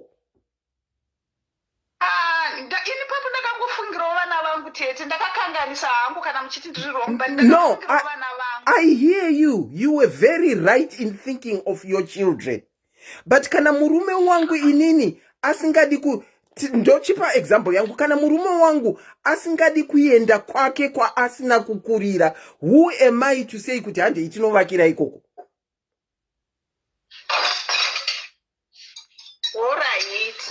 Zvinowanika mukupinda mumisha tese takatombomesa apo tichitaura tichitofunga kuti tiri kugona. Ende zvinowanika zvinoitika apa taakungotaura kuti zvinoresveka ukanga wawanana nemunhu kana achiti haadi kana kudya iwe wotomumanikidza kuti hande kwako ikoko tinodya ikoko, iye asingadi anenge aine reason dzake. Akazokutaurira kuti ina hanangu handidi kune vanhu vanoroya, and you can't force him. And imimi zvaisaita kuti takungotaura zvaisaita kuti musimuke muchinotangira kuvaka kwavo kwasina kukurira kwaasingatoende zvanga zvisingaite futi. But anyway, tinodzidza maita basa matiunzira scenario iyoyo yatouye kutonanganidzawo futi. Thank you so much for your contribution. Tatenda. Ipapoka ane vakazovakira mumusha maamwene vangu, but kune hanzvadzi vanasekuru hanzvadzi dzavamwene. Ndakangomuka umwe musi dzichiti makajaidzwa imi mavaka pasitendi pavatete vedu muri kuona tete. Vakati imi mune kumusha kwenu. Saka inini pauromu hwangu hwamandikorekta nhasi maita basa tete. Pauromu hwangu hwamandikorekta nhasi ka ndakatoona kuti hezvo ena ndakavakawo ndingadai ndakamhanyiswa kasekumhanyiswa kwaitwa vamwe. Muchinzi mavakira musiri menyuka? Yes, akangomena kuti mbanje kana kuti idoro, but akatomhanyisa vanhu akati makajaidzwa. Do you know tete kuti mumusha musiri mako hauna voice? Zvachose hauna voice, hauna respect, because vana vangu vachangoramba vachinzi vazukuru mumusha maamwene vangu. Zvachose vaingonzi muzukuru, hakuna anomutiwo baba, hakuna anomutiwo chii. So ndakada kuikata ndichiti munhu ngaadzokere kurudzi rwake kuitirawo vana vangu vakure vari mudzinza ravo. You are very right. Munoziva zvamunogona kuita izi kuramba muchitaura nemurume wenyu and hammering kuti saka mazoti tiri kuenda kunhingirikira kumusha kwako kuno munoziva kuti ndekupi alright tongoti kumusha kwake kuhwedza. Saka mazoti tiri kuenda kuhwedza rini kana kungonoona zvedu kuti kwakamira sei, tingonoona vanhu variko mukagaragara zvimhanzi mozoti saka naiswiti ati wakazoti tiri kuenda kuhwedza riniko. Ndakambonzwa nezvekuhwedza kuti kune kunonzi kwamakwarimba munobva matsvaga area yekwacho kwamunoziwa kune ningirikini kuti kune chi ndakambonzwa kuti kune kunonzi kwamakwarimba kune bhucha kwairi akadai richibva razoti kokungoenda even tichingodhiraivha hedu kuti tione kuti area yacho yakamira sei munomubvira kure of which I would want to think if it had happened all these years there is a possibility he would have given in kuti ngatingoendei, but zvisinei there is always a beginning to it. You are very passionate about your children knowing kwavanobva, saka there is no problem in that. Rambai muchitraya zvinoita chete. Maita basa tete. Ndatenda. Thank you. Thank you so much. Ukukuonesana kune vamwe vari kuti Auntie Selina muri wrong. I might be wrong. Kune vamwe vari kuti Auntie Selina muri right. But pano ndinotaura kuti tinodzidzisana. Ini kutaura kudai hazvireve kuti ndinoziva zvese, asi ndinotodzidzawo zvimwe zvinhu. Look at musikana uya achiti chida vana ava ndeve mumhuri imomo, but hazvitaurike vangonenerwa vana kuti ndeve mukomana wemombe. Kuonesana tinodzidza in different ways. Saka I don't know if there is anyone else that wants to call and contribute. Sweetie kunaka kama sweetie. Enda there. Kunaka sweetie kunaka zveshuwa. Asi zviri kunzi kana makudya sweetie yacho isina kuputirwa. Moendawo kumajekiseni. Monomwa mutorawo mapiritsi muchinwa moitawo zvakasiyana siyana zvokudzivirira kana muchida kudya sweet isiri mupepa. Hanzi I can't see number. Pane vachiri kuda number. Let me try and pin number. Nditore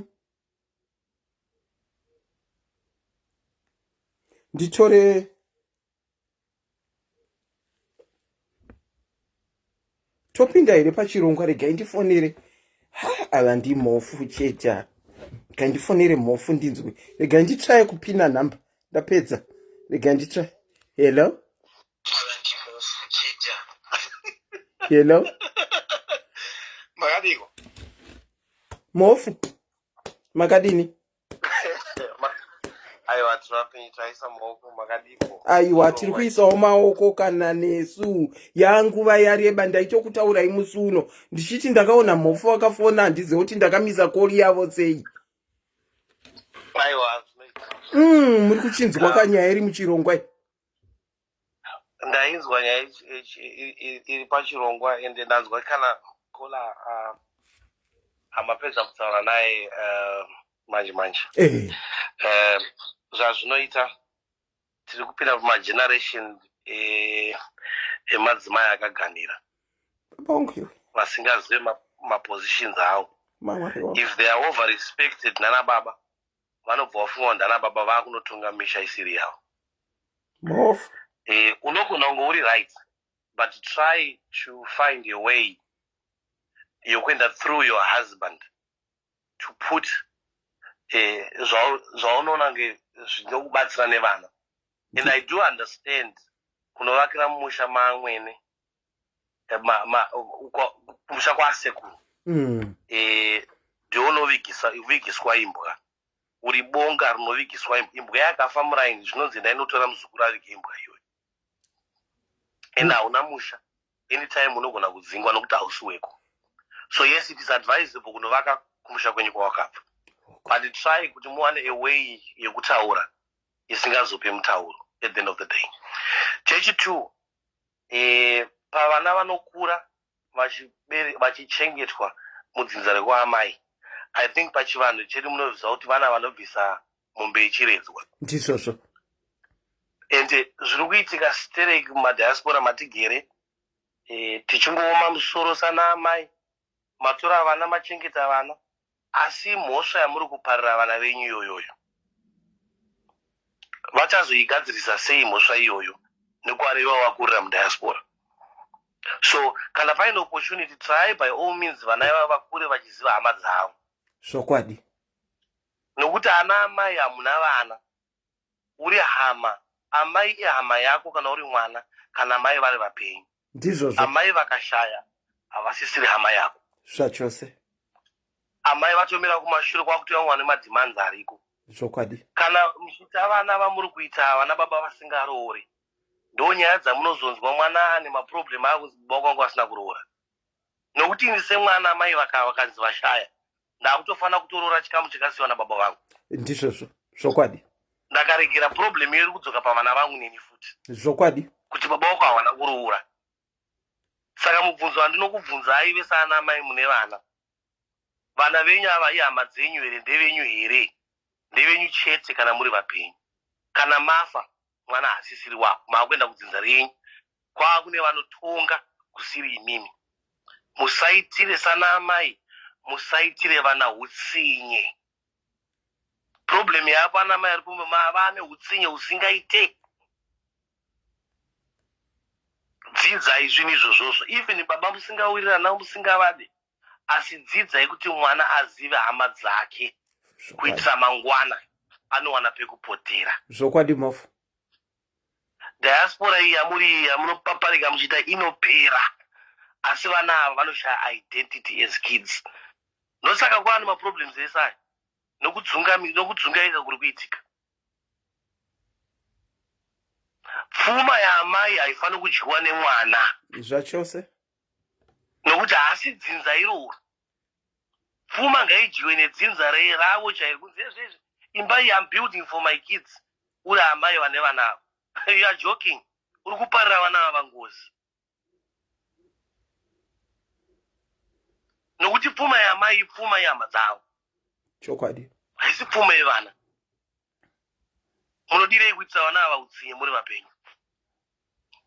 Ndapedza tete. Hai, mofu zvamataura zvekunzi mai havazi hama yako ndimai. Mai vangu vakafa 2018. I remember parufu pakubuda tunhu twatakaripiswa. Pakatobuda iwo muromo wokuti mai kana vadai havasisiri hama yenyu tisita kutaura. Saka takange takufolowa madhimanzi ekwavo. Vekwavo vakati jump, isusu takange toti how high. Ndo zvakange zvoitika pakashaya mai vangu. Saka ndinobvumirana nezvamuri kutaura. Ndinongokutenda ine mawise words enyu ekuti educator. Mukore wanhasi vanhu vazhinji havadi kuzvinzwa zvamataura. Asi chokwadi chokwadi. Unoziva kuti madzimai akachenjera havabude mudzimba kana kuputsa dzimba kana kuti varume vanoputsa dzimba veita kunge magurwe. Vanhu madzimai akachenjera vanotsvaga within the families yevarume vasiyana navo ipapapa. Remember kuti kana muchirambanawo machisiyanawo muchiita vana, hausukurwa nefamily yese, uri kurwa nemunhu mumwe chete wakatarisana naye. Zvokwadi, true. So a wise woman anyazoidentify kuti okay, apa pana tete hanzvadzi yemurume, apana bamudika apa, pana bamukura, uyu anonzwisisa uyu. Stika nemunhu iyeye kuitira mangwana vana vakuwanawana pekupotera. Zvokwadi. Musabva maita kunge muri maguru kuti mudambura nemakumbo mukwira pamusoro pemba moenda munotukana atezvara munotukizana atezvara nechigunwe. Hazviitwe izvozvozvo. Hazviitwe. Saka nhai mofu tichidzokera kunyaya yedu yatanga tauya nayo nhasi. Ndati mai ava vane vana vatatu, vane vana baba vakasiyana vatatu. Uye vari kutarisira mumwe mwana wechi4. Tochingoti wechi4 nhumbu yavainavo ndo watinoziva baba wacho ava vekumarawi vataurwa. Ndo vanyatsobudikira pachena. Musikana uyu semwana oita sei nekuchema kwake kwaari kuita? Zvandinoda kuti tsanangure panapa, amai ava tinovati vane rainbow family. Alright.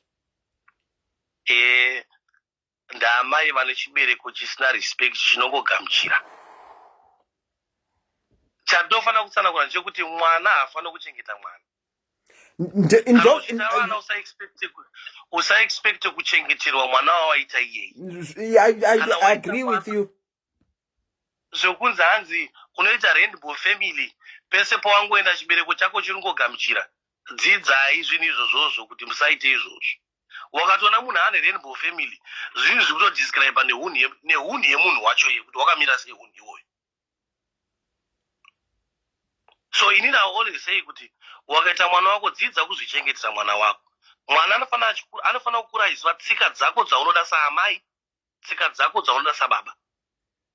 Nokuti achasara ari mwana wako asi haazive tsika dzako. Saka mwana wako pakuita sei? Okay. Vana mai musaite utsinya wakadaro kuchengetesa mwana mumwe mwana. Hazvisi right. Kana zvanetsa endisa kuna baba vacho vachengeta. But havasi kuzikanwa in this instance. Saka vana vemombe ka votongotsvaga mombe yavanotambidza.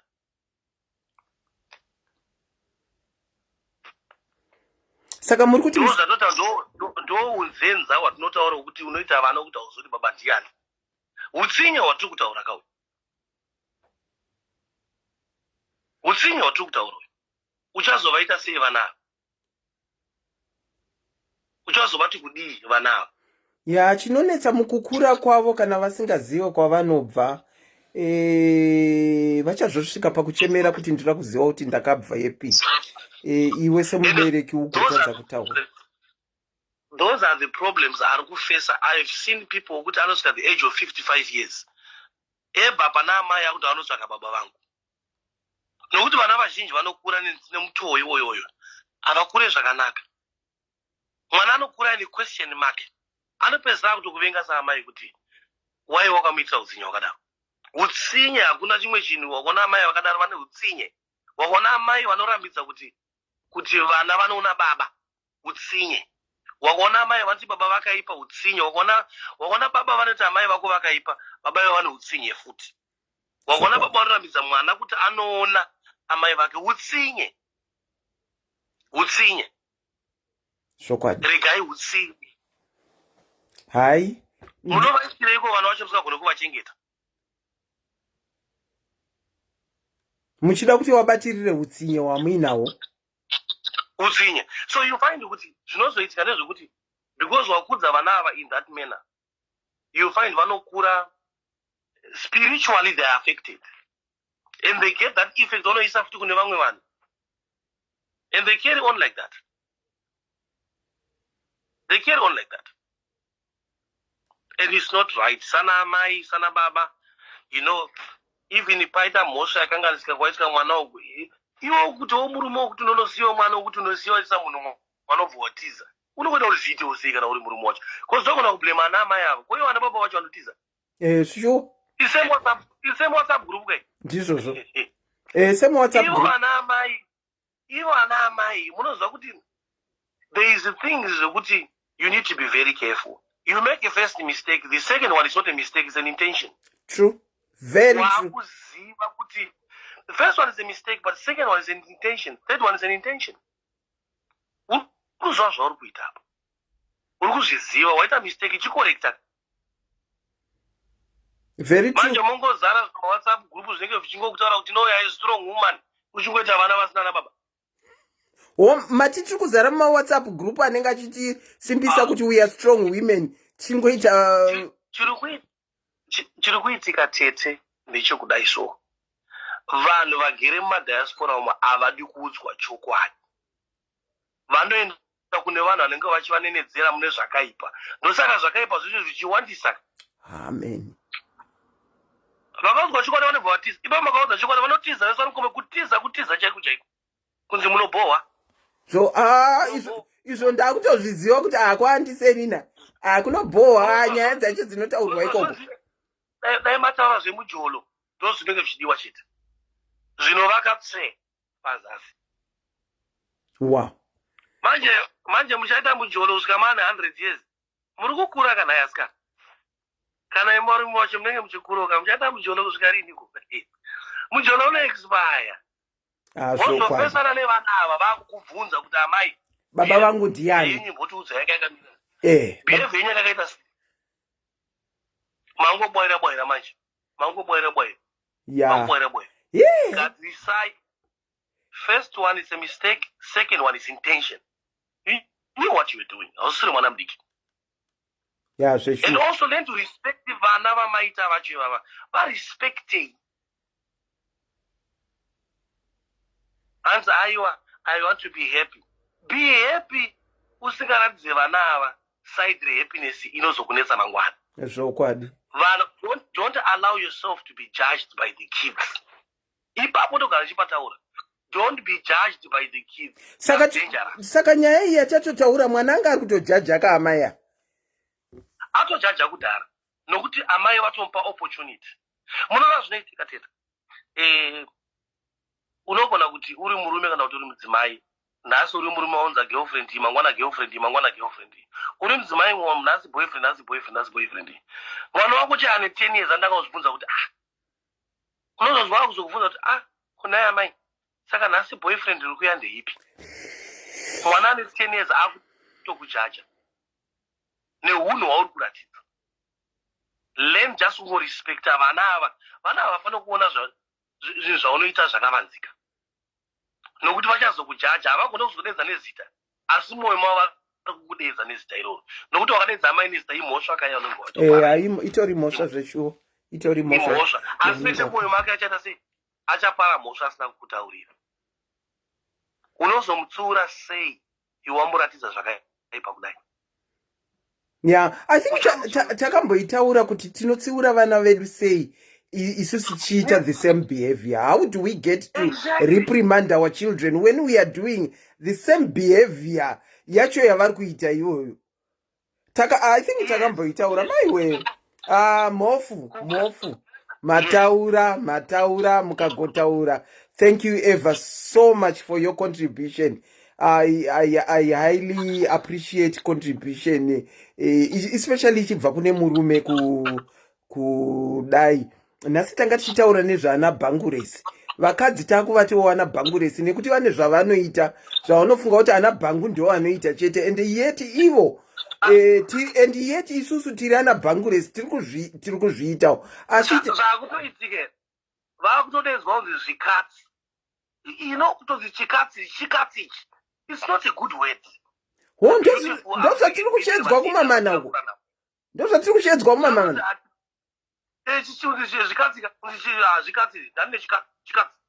You know what I mean? Isusu tinoshedza kuti anaBangu, imi muri kushedza kuti anakadzi. Chikatsi, haikuna anakadzi, chikatsi. Chinogara chakawanda. Choda kudyirwa musaga chakawanda. Chichikobaira chini musaga imo. It's not very good if you look at our backgrounds whereby our women were very highly rated. But vari kuzvidzikisira vega nebehavior. Yeah. Vanenge vachiita. Behavior sure.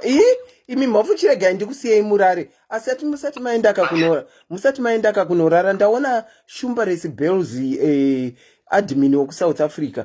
Munoziva kuti kune Haiti iri kuuya muna September. Hanzi SIS MELLY ndokumbirawo matiketi tu.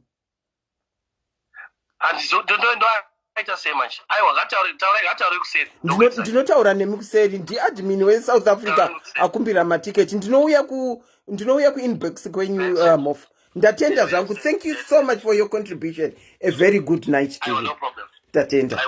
Thank you. Bye. Vanga vachitaura zvine kumeso. Ndinoziva kuti vamwe vanhu havabvumirane navo, asi vataura zviro kwazvo, ende vanga vachibata even kusaidhi ravo revarume zvinoitwawo wrong naivo varume futi. Saka havana kungobata kuvakadzi chete, vabata nekuvarume. Ndiri kunzwa pari kunzi tipeiwo nhamba. Ndofunga ndikapa nhamba ndikatora 1 or 2 calls, then we call it a day. SIS MELLY, I'll go to Mofu on your behalf. Tateterera matiketi tu. Saka tichaona kuti tinomapiwa here. Ndichaenda kuseri kuinbox kwa Mofu. Toona kuti zvinofamba sei. Ndozokuudza kuti zvamira papi. And then I'll give you an update pertaining 3 stories atakataura dziya pa Black Tax. Ndongoku update. I did manage to batter all the 3 people. Ndikataura now. Because I'm now in the process of kutaura of wanting to talk today. Musikana uya phone yake iri kutoramba in fact. Musikana uya wokunzi aida kumaroga. Ndiye wandiri in the process of kutaura naye. But vamwe vese vatatu ava I've managed to speak to them and ndichaengenja someone to come aboard, especially for one story, so that we can talk. The number is pinned below. I'll give you a few minutes, and if anyone doesn't call, then we can call it a day. But kuona kwandiri kutoita story yamai ava yevana vakangosiyana siyana uye vasingazive madzibaba avo, uye tichichengetesa vana vedu kuvanhu, itori yakatoita. Ndiri mumwe wamwe, handimbozviwandisa, ndiri mumwe wamwe akasiyira vana vake ndichichengetesa, but handina kusiya vana vangu ndichichengetesa ndikagotadza kuvaita cater for. Mine were well catered for. Mine were well catered for. Zvekuti kuri kunzi ndatoti d aiwa ndinoziva kuti vangu ndakagadzirira, ndakaketa for, ndakasiyira vanhu but they had what was the number is pinned. Tari Saunyama, number is pinned. It is pinned. It is pinned. Let me go on the other phone and see if it's not pinned. I can see it on the other phone. I can see it on the other phone. It's pinned. Inini ndiri munhu sezvandataura, ndiri munhu wevamwe vanhu vakasiyira vana vachichengetwa. But I managed to find it in my heart to look after my children well, and to sort out their inheritance before I passed on. I managed to do that. Kuri kunzi ndati d hapana mwana anofa achirwira kuti iwo ndiwo wazotora imba, iwo ndiwo wazosara imba. No, mine were well catered for, and I decided pandakapinda mune imwe relationship, those two were enough. Ndinokuchingamidza pachirongwa akola takuda kuzonoti maswera sei, asi tichimboti mamuka sei nhasi. Muri sei Auntie Selina? Hold on. Hanzi naEddie Mkhanya, Auntie Selina choose two women here. For my tickets, ndosaka nditofuna. Mkoma Eddie. Comment hapo. Mkoma Eddie, maita basa ndinotenda. Saka tozomaona sei mkoma ticket mkoma Eddie. Ndisirewo message pa number yatantakapina apa kamkoma Eddie. Kana kuti moisa kwa SIS MELLY number. Kana kuti kana mine number dza Ru kana Shumbaresi, moisa message ikoko. Toona kuti tobatana sei matiketi. Kola maona message ndo yamuri kufonera. Aiwa, not only that message. Andina comment panyaya iri kutaurika nhasi, because I think most callers have touched on the issue. Ndachingoda kukusekesa kuti ndaona muchinakirwa neswiti siri mubepa.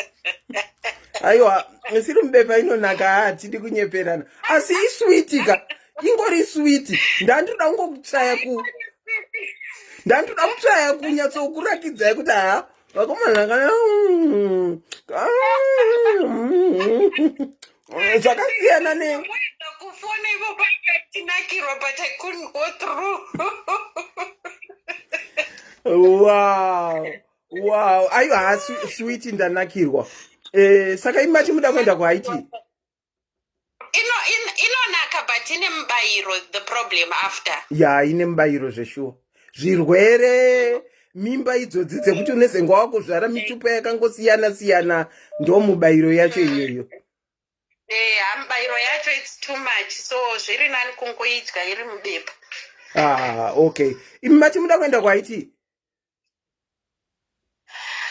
Ndoda kuenda, ndirimo mugroup, but ansati ndane ticket, mari dzacho kuti uzoti mari yeticket tara chokwadi kuti nditi mari yeticket ndozoti outfit ndoti transport if I can get a sponsor I'll be so much happy. Saka muda kusponsor zvese izvozvo?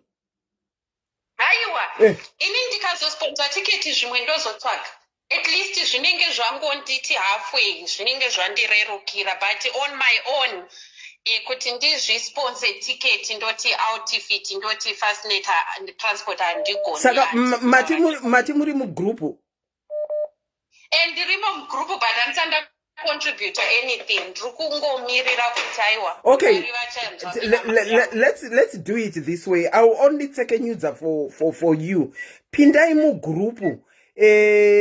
Muti kuna Shumbares bells or ru. Ndini auya pa live. Ati hanzina anti Selina. Ndipiwe 1 ticket richabva kuna Uncle Eddie Mukanya. Nota inemure kuti Eddie Mukanya. Kuti ndipiwe ticket richabva kuna Eddie Mukanya. Saka ndichangotseka nyudza for one person. Ndingazotukwe group kuti atiserina makuita sei. Saka just for you only. Thank you so much. Okay, thank you so much. Chatobata Shumresi manje so. All right, take care. Thank you so much, Auntie Selina, and thank you for the topic, Yanas. Hi, stay blessed. Ndinokuchingamidza pachirongwa makadini. Hello?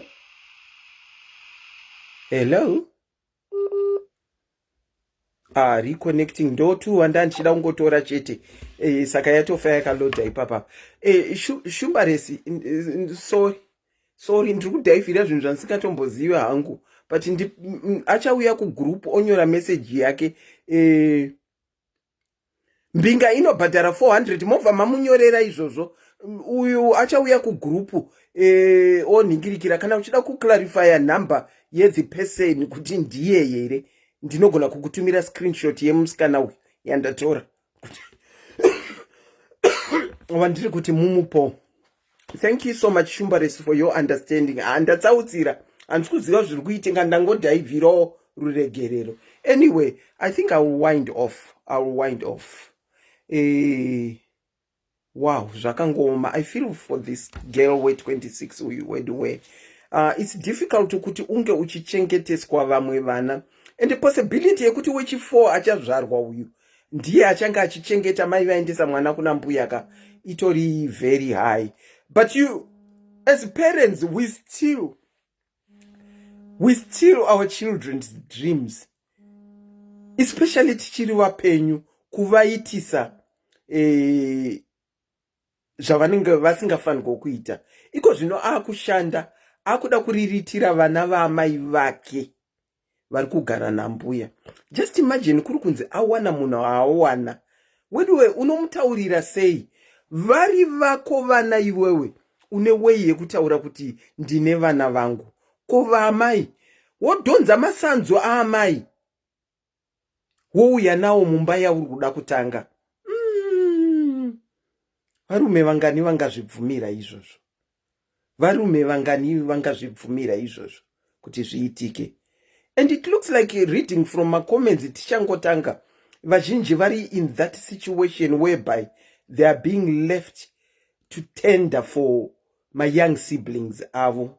Ndinongozvitora ndirini, ndiri paage iyoyo ndichinzichengeta vamwe vana. Now that ndakura and ndinowanawo, handiti ndinowana zvokunzi ndiri rich auntie, handizi, but ndinowanawo zvekuti ndinomaneja zvakasiyana naye ari kutozvitamburira zvake kuti anosara aine kambichana asi achiendesa kuna mbuya. It's as parents, I think it's a bit unfair to task our children to look after other children. I think it's a bit unfair. Kuri kunzi vafa pamwe tingambenge tichitaura asi vari vapenyu. I think that's very unfair. Let me leave you with this.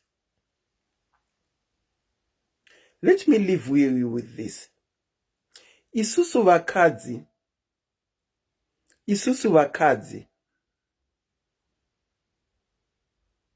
let's desist being anaBanguress. Let's desist this business of kuti once in a relationship you think the right thing kuti ukipe munhu is for you to have a child with that person. Weduwe kuri kunzi pavana vese vari 4 kuri kuda kuita zvirango kumusha kwavo. 26-year-old anonanga nekwake, 19-year-old anonanga nekwake, 17-year-old anonanga nekwake, uyo kupedzisira achanga akananga nekumaravo. Nekuti varida kuatenda kuri kunzi vaziva vana baba vavo, nekuti varida kuatenda zvirango zvekumusha kwavo. Nekuti 26-year-old kana ne baba vari different from 19-year-old. Haangatorani na 19-year-old achinoenda kuzvirango zvekwake. Hazviiti. Angatobvunzwa kunzi ko ava vauya navo ndevapi? Hazviiti kuti tipire zvekwedu varipo. Hazviiti. Mumagroup amuri kupinda please. Pane vamwe vanhu vane chirwere chekupinda mumagroup. There are some of us. Ina hangu handipo panyaya iyoyo. There are some of us vane chirwere chekungodzi pakanzi group. Vakutoda link. Vakanzi group. Vakutoda link. And most of my groups amuri kutaura, they are talking utter rubbish. Zvamunenge muchiencouragana ikokoka. Zvimwe zvinhu zvisina nebasa rese. And let me also encourage, especially when we Vakadzi, so system yekuti pray about it, pray about it, pray anything, pray about it, pray about. There is nothing wrong with prayer. There is absolutely nothing wrong with prayer. But we have to act for the prayer to work. I'll give you an example why I say this praying about it. You hear someone and problem yake ingori pray about it. Arkushagabasa ingori pray about it. They are not even going out kunomira kana pa robot. Kana kuisa ma application avo, kana kuenda kune ma agency kuti vanotsvaga basa. But anouya apa oti ndiri kutsvagawo basa. And yet maoko ake akamatora. Ni makumbo ake ari rooted on the floor. Maoko ake akamagarira. And then you tell them to pray about it. Hatisi kubatsirana. This praying business that we encourage each other, isina mabasa.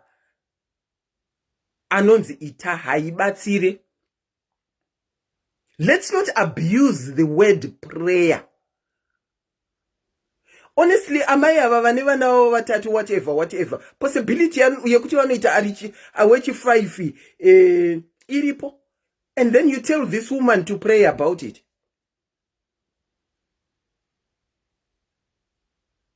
Yo mai vaneva na 3 ava akukuya wechi 4. You go and tell her to pray about it. Let's be serious. I think we are now abusing the word prayer. Before you ask her to pray about it, tell her actions that she can do to avoid getting pregnant. Full stop. Muudze actions that are wanakola uya. Achiti fekai ningirikini itaijadero itaichi. Ndiyo action yatinoda. And then we pray about it after the action.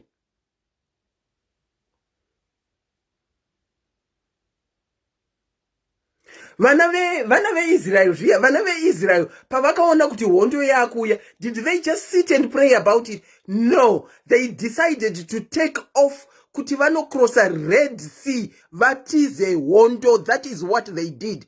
They didn't just stay put and prayed about it. No, they didn't.